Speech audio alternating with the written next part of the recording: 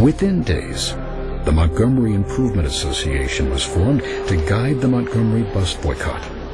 It was the first large-scale and enduring protest for Negro rights.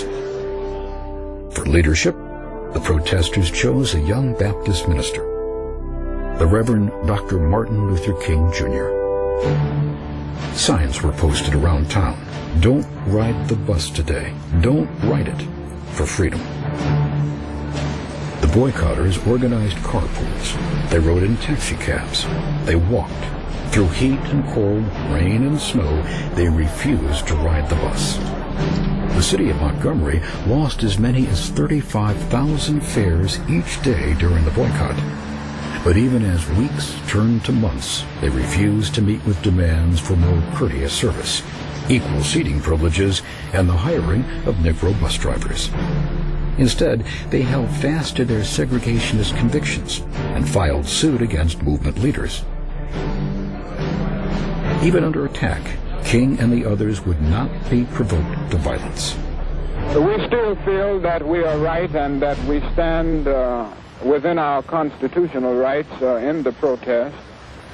And we still advocate nonviolence, passive resistance, and still determined to use the weapon of love. The idea of passive resistance was inspired by India's Mohandas Gandhi. Gandhi's campaign of nonviolent civil disobedience during the 1940s had confounded British imperialists and helped lift India from nearly a century of colonial rule. On the streets of Montgomery, passive resistance bore similar fruit.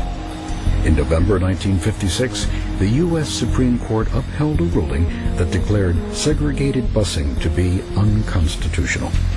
The protest ended a month later, 381 days after it began. The Montgomery Bus Boycott was a major victory against racial segregation and propelled the civil rights movement to national attention. Martin Luther King became its public face and voice, its most influential leader, and its most lucrative target. During the bus boycott, King's Montgomery home was bombed and shot at. He was harassed and arrested. For King and the cause, it was symbolic of the determined opposition and deadly violence that lay ahead.